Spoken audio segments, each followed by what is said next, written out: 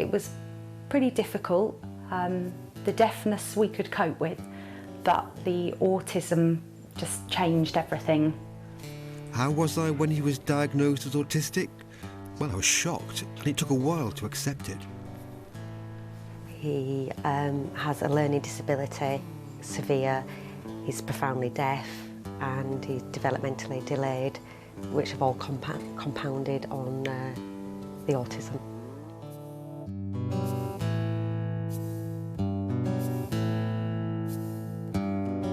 Autism comes from the word autos in Greek, which means self.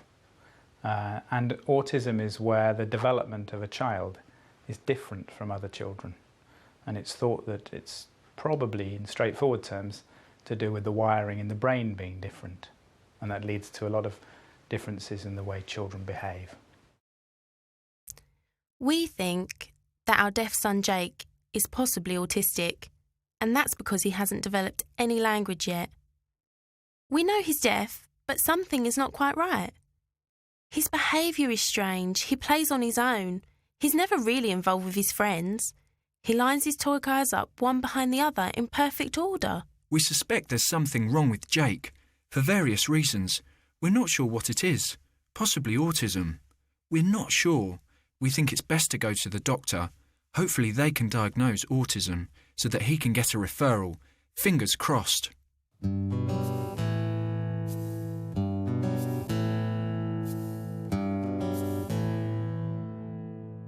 It's important for a deaf child to be referred to a specialist CAMHS or a CAMHS that understands deaf children, because in the past it's been common for the diagnosis of autism to be missed in deaf children or for a misdiagnosis to be made. Well, for some time now the three of us have been regularly coming here for assessments. All different types of assessments, for example, to see the psychiatrist regarding mental health issues, to the psychologist for his behaviour, to speech and language therapy, and today is the final assessment.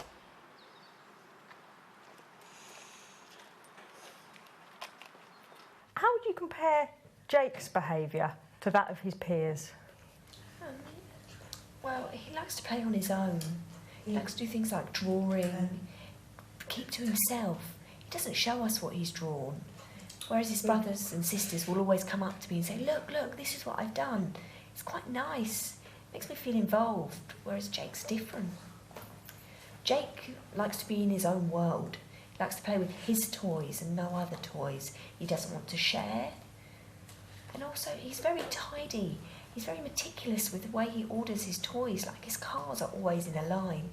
If we or his brother or sisters touch or move them, he'll get really angry. It'll take such a long time to calm him down.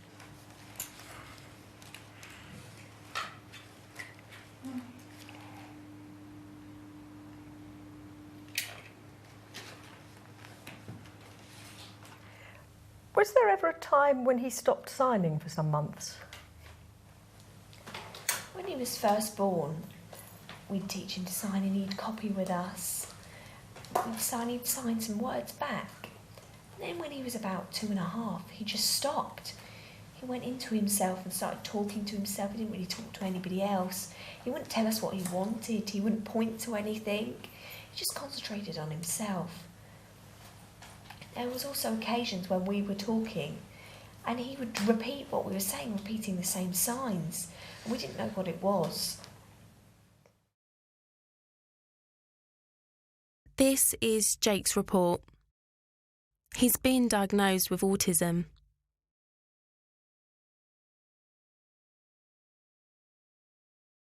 I'm relieved because I want to make sure he gets all the support he needs in the future. I also want to see him have a happy and healthy life. The main symptoms of autism relate to social and communication difficulties and repetitive and unusual behaviours.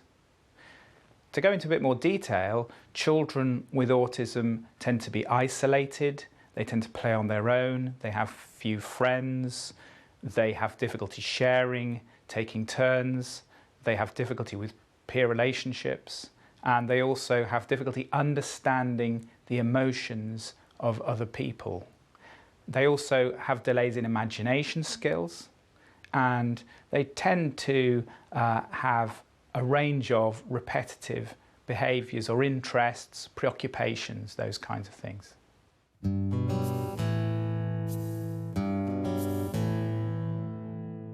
A child's social skills are affected by autism in that they tend to be more isolated, they're more likely to play alone, they're more likely to have problems making friends, understanding other children, and they might struggle more in school.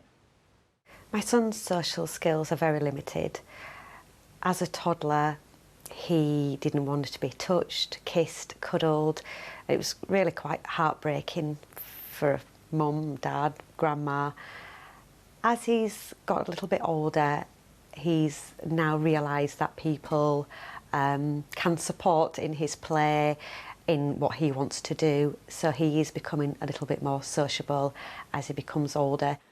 Our son's social skills, well, he's really focused on himself all the time. He'll play by himself, and he's very focused on the things he enjoys. He doesn't like speaking to other people. I think it frightens him to make eye contact. It's scary for him, and I think that's part of his autism.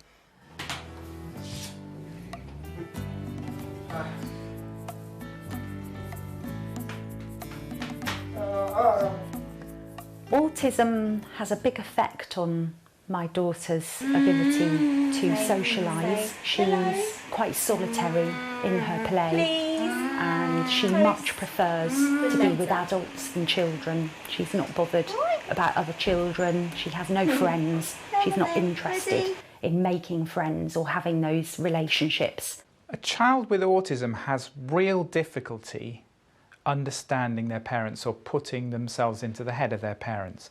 And that means that it's more important for the parents to be patient and to try and understand what the needs of the autistic child are and to understand where the child's coming from.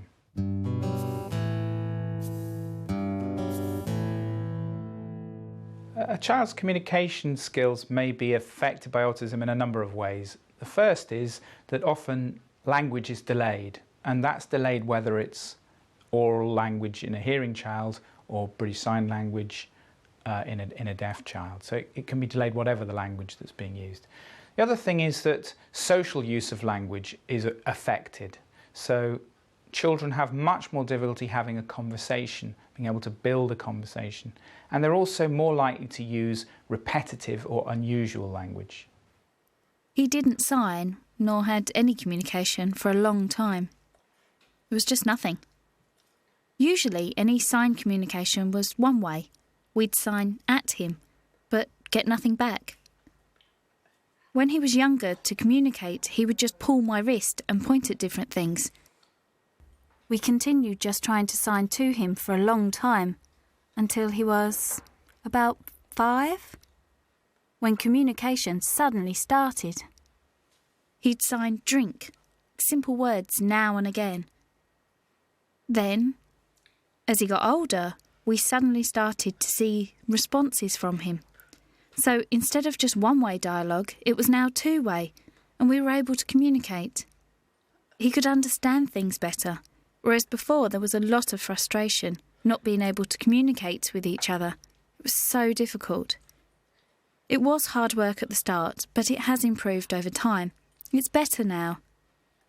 There are still occasions where he won't understand, and I'll have to find another way of explaining something.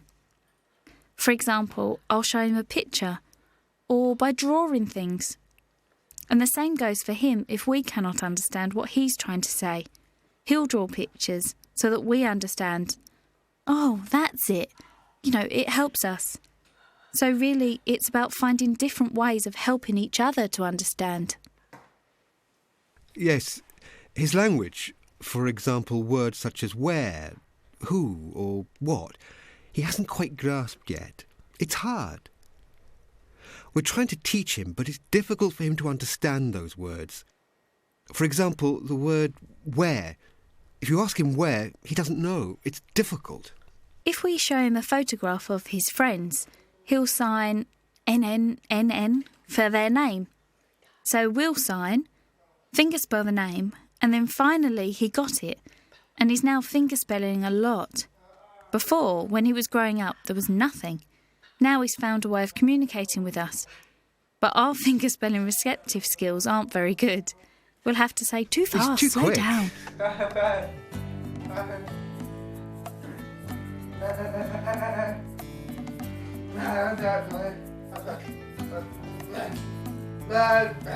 As far as communication, the autism really affects her ability to communicate. We signed with her for several years before she produced her first sign.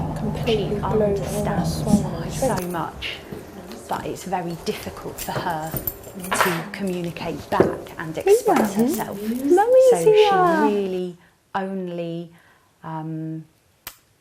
responds with one sign answers, or she only freely communicates to us with things or for things that will meet her basic needs.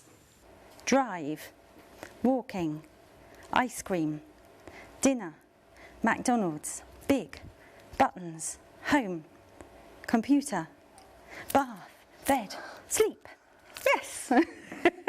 The communication strategies we use with him are still very infantile. He generally leads you by the hand to things he wants or pushes you towards things. He does wear bilateral cochlear implants, so we use our voice and expect him to use his voice, although he doesn't speak, as much as possible. And we also use a PEX system with him, which is a picture exchange communication system, which is a way for him to tell us what he wants via passing us or exchanging with us a picture of what he actually wants.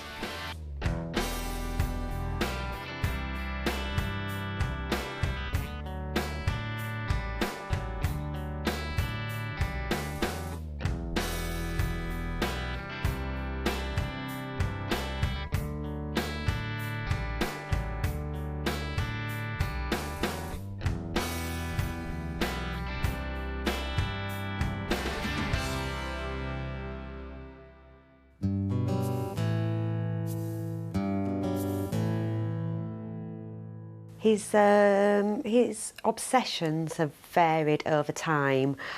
Going back to a time I remember, it was coat hangers. He just liked the way they looked. He would happily lay down and look at a coat hanger for an hour. He also liked aerials on top of houses. Insects is one at the moment he very much likes. He goes looking for cobwebs to find the insects and would watch them for long periods of time. More recently, his biggest obsession is writing numbers, and he would want my hand over his hand to help him write numbers, and it has to be 1 through to 10, and he would happily sit there all day long and do that. But when the activity stops, you do see severe behavioural outbursts from him at those times. A child with autism often has repetitive behaviours or interests, so they may be interested in collecting blue tack or paper clips or unusual things, or they may have really intense interests in one particular thing, so they may watch DVDs of one particular programme over and over and over again. They're also more likely to be interested in sensory aspects of the environment, which is another thing that can create confusions with deaf children. So they may be very interested in things that swirl or twist or turn or spin. They may also have a range of unusual movements, so they may rock or jump up and down on the spot or flap their hands when they're excited or worried.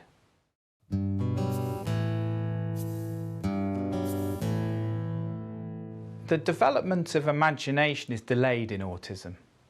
So, for example, children may be less likely to role play or play imaginatively with toys. Autism has a huge effect on my daughter's imaginative skills, basically because she doesn't have any. She can't have any form of imaginative play because she just doesn't know how to. For a lot of things, you need to get into his way of thinking. Otherwise, it's too hard to understand. That's a part of autism. So you have to switch places to see things from his point of view. I think pictures, photos and signing are important as well, because when he's older, it would be good for him to be able to communicate with other deaf people. And without signing, it wouldn't be very good for him. How would he communicate with deaf people? Yes, he needs signing. His imagination, again, is very limited. In fact, I've not seen him demonstrate any imagination skills. If he is shown one way to play, then that's the only way he knows how to play. He doesn't have the imagination to take that play any further.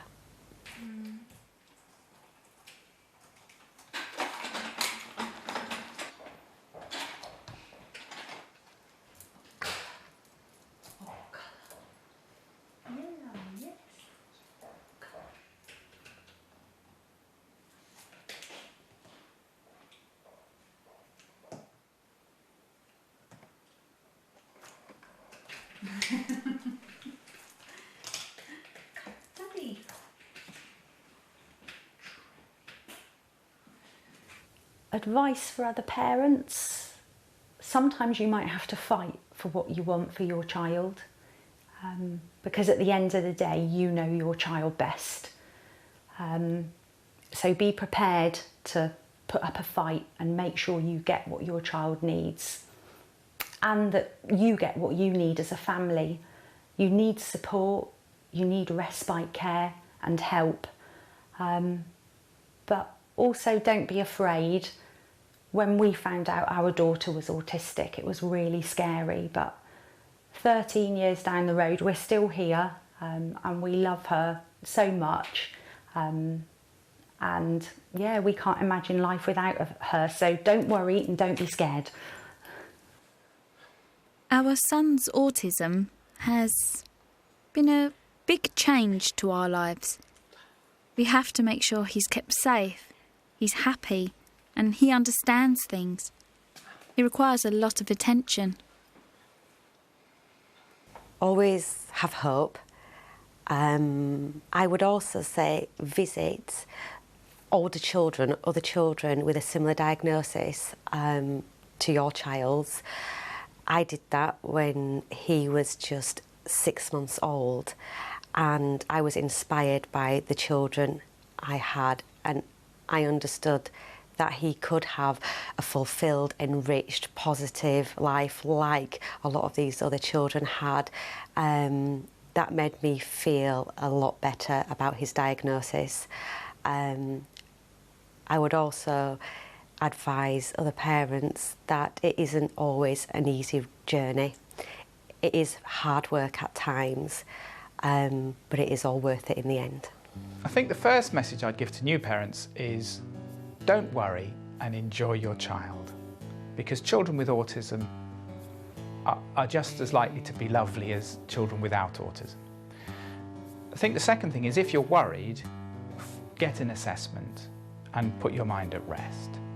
And the third thing is that there are a lot of things, whilst there is no cure for autism, there are a lot of things you can do in terms of helping the development of the child.